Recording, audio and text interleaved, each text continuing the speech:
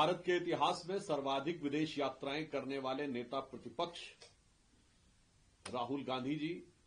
जो अपनी विदेश यात्राओं में भारत के विरुद्ध विषवमन करने के लिए विख्यात या यूं कहें कुख्यात हो चुके हैं। मीडिया में प्राप्त जानकारी के अनुसार मलेशिया, कोलंबिया और जर्मनी के बाद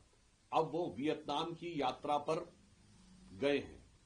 यद्यपि वास्तविकता क्या है, वो तो जिस स्थान पर उनका आविर्भाव होगा या वो प्रकट होंगे तब समझ में आएगा कि वो विदेश में कहां पर गए हुए हैं। परंतु जैसा कि पूर्व में अनेक संदिग्ध भारत विरोधी व्यक्तियों और नेताओं के साथ उनकी भेंट और अनेक भारत विरोधी बयानों की तरह एक बार फिर देश को उनकी इस विदेश यात्रा में किसी न किसी भारत विरोधी व्यक्ति का मेहमान बनते हुए और भारत विरोधी बयान देते हुए देखने का निश्चित रूप से अवसर मिलेगा। मैं कांग्रेस पार्टी से पूछना चाहता हूं कि श्री राहुल गांधी जी, जिनको कांग्रेस शासित किसी राज्य का कोई भी मुख्यमंत्री किसी विश्वविद्यालय, विद्यालय या किसी प्रबुद्ध सभा तक में बुलाना आवश्यक नहीं समझता है, उन्हें विदेश में कौन से लोग हैं जो उनका बारंबार स्वागत करने के लिए और भारत के विरुद्ध हाहाकार मचाने के लिए निरंतर बुलाते रहते हैं। कांग्रेस पार्टी को इसका खुलासा करना चाहिए। और आज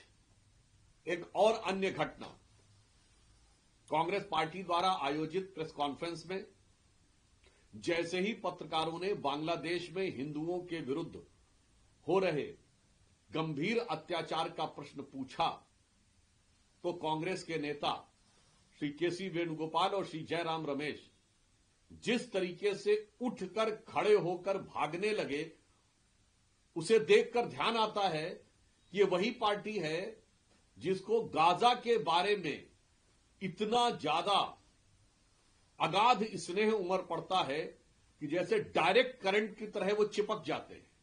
दो करंट होते हैं, डीसी और एसी, डायरेक्ट करंट और अल्टरनेटिंग करंट। डीसी चिपका लेती है और एसी झटका देती है। तो जिन लोगों को गाजा की बात सुनकर डीसी करंट की तरह वो चिपक जाया करते थे माइक के ऊपर, वो बांग्लादेशी हिंदुओं के अत्याचार की बात सुनकर एसी करंट की झटके की तरह उछलकर अलग हो गए। मुझे लगता है ये कांग्रेस के मन के अंदर की छुपी हुई हिंदुओं के प्रति अपमान, तिरस्कार और वैमनस्य के भाव का एक बहुत दुखद प्रमाण है जो आज की प्रेस कॉन्फ्रेंस में दिखा।